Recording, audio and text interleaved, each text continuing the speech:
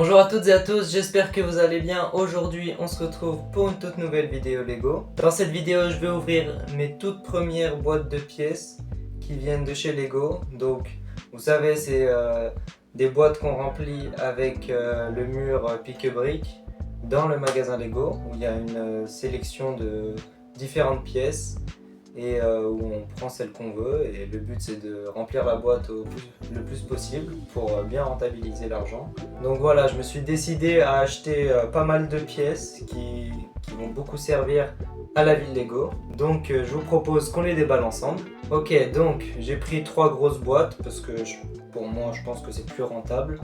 Je les ai prises en 2 fois, donc j'y suis allé sur 2 semaines. La première semaine, oula, ça commence déjà à déborder. La première semaine, j'ai rempli cette boîte.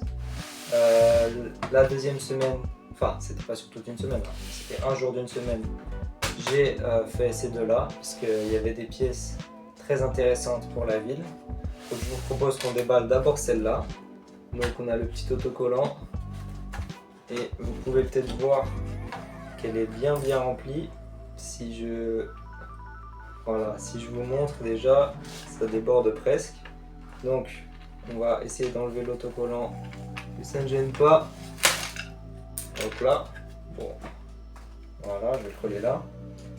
Alors, déjà, ça c'était plus pour remplir, mais ça peut être utile aussi.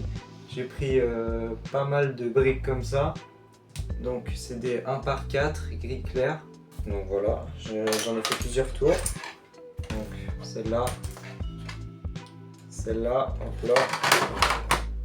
Ensuite on en a un petit peu sur les bords.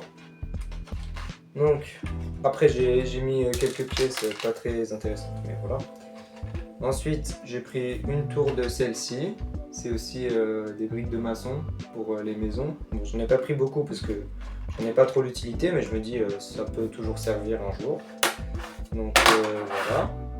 Ensuite on a plusieurs tours de briques, parce que les briques c'est toujours utile.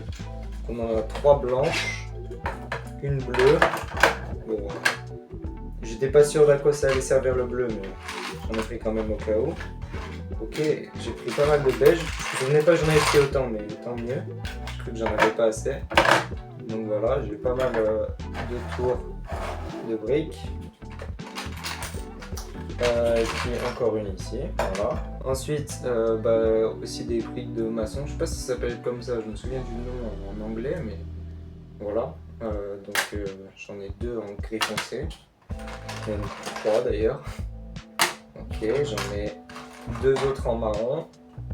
Donc là, une autre en gris clair. Et là c'était un peu périlleux parce que de base, il me fallait des plaques en 2 par 2. Vous savez, pour mettre en dessous des routes, pour pouvoir les fixer aux plaques de base. Sauf qu'il n'y en avait pas, donc je ne pensais pas prendre. Et puis j'ai vu ça, c'était des 1 par 2. Ouais, voilà. Et je me suis dit, mais en fait, ça remplit le même rôle. Et vu que c'est la moitié, et ça peut être même plus utile et plus polyvalent. Donc du coup, j'ai fait quelques tours de celle-ci. J'en ai 4 ici, donc voilà. Vous pouvez voir la composition, je sais pas si vous voyez bien, mais en gros j'en ai empilé, j'en ai mis 2 là, et après j'ai fait en quinconce jusqu'au bout. Bon, heureusement j'ai été un petit peu aidé, et voilà. Et ça je l'ai fait 4 fois, donc voilà, ça me fait pas mal. Et puis après j'essaie de remplir avec 2-3 autres pièces, il y avait 2-3 fleurs et tout. Bon, ça c'est pas très utile, mais voilà. Donc voilà pour la première boîte, pas mal de briques. Et mon objectif en fait c'est de construire la ville déjà. Mais aussi j'aimerais bien commencer à regarder si je peux faire un type de plaque Mills. Je sais pas si vous connaissez, mais en gros c'est quand on prend une plaque de base et on surélève le tout avec une couche de briques et une couche de plaques. Bon, on met de l'espace parce que ça sert à rien d'en mettre de partout. Mais voilà, donc ça surélève, donc ça fait une structure plus solide. Et on peut travailler avec différents niveaux d'élévation et tout. Donc voilà, ça peut être pas mal, surtout pour les plaques de route qui font 2 plaques de hauteur. Donc il faut surélever les trottoirs et tout. Bref, je parle un peu trop. On va passer à la deuxième boîte. Bon, celle-là je crois que ça dépassait un peu parce que on a 4 autocollants. Donc hop là. Et de 1. Ah, je vais couper. Désolé. D'ailleurs, ils sont très jolis les autocollants. Regardez. Hop là. C'est des petits cadenas Lego. Donc c'est sympa. Et voilà, bon bah voilà, même pas besoin du ciseau. Donc là, vous pouvez voir que j'ai rempli le dessus avec des tuiles blanches en 2x4. Donc ça, je sais pas si ça nous sera utile. Mais je pense que je peux toujours en mettre par-ci par-là. Ça peut servir. Et là, hop là, on va un peu débarrasser ça. C'est pour ça que j'ai fait 2 boîtes. C'est parce que... Bon, attendez. Je vais directement verser. Ah. Ok. Donc voilà pourquoi j'ai fait 2 boîtes. Pour faire des gros blocs comme ça. Et ça c'est parce que il y avait des plaques grises en 1x4. Donc ça c'est idéal pour faire des plaques Mills. Donc voilà, c'est cette plaque. Donc j'ai vu qu'il y en avait. Je me suis dit ça c'est idéal pour les plaques Mills. Donc j'ai voulu en prendre, j'ai vu qu'il y en avait, il en restait pas énormément. Donc j'ai demandé s'ils en avaient d'autres de côté. Ils m'ont dit que non, mais par contre, ils en avaient des grises foncées en 1x6. Non, pas du tout, en 4x6. Regardez celle-là, là. Et ça aussi j'en ai besoin pour, par exemple, si je veux faire une plaque Mills pour des bâtiments modulaires, et ben il y a des endroits où c'est pas recouvert par des tuiles. Donc il m'en fallait pour les endroits visibles, comme par exemple à l'arrière des bâtiments Marvel, où il y a genre des ruelles, où c'est pas couvert, donc il m'en fallait des grises foncées. Et du coup j'ai fait ça en quinconce, donc j'ai mis beaucoup de grises claires. Quand ça allait plus mathématiquement, j'ai mis des grises foncées, et du coup ça m'a fait des gros blocs. Donc voilà, donc là j'en ai pas mal déjà. Et puis voilà, bah, j'ai tout versé, j'ai repris une colonne de briques, pas mal de tuiles, j'ai repris un peu de ça aussi. Donc voilà, donc là, aïe aïe aïe aïe, ça en fait tellement.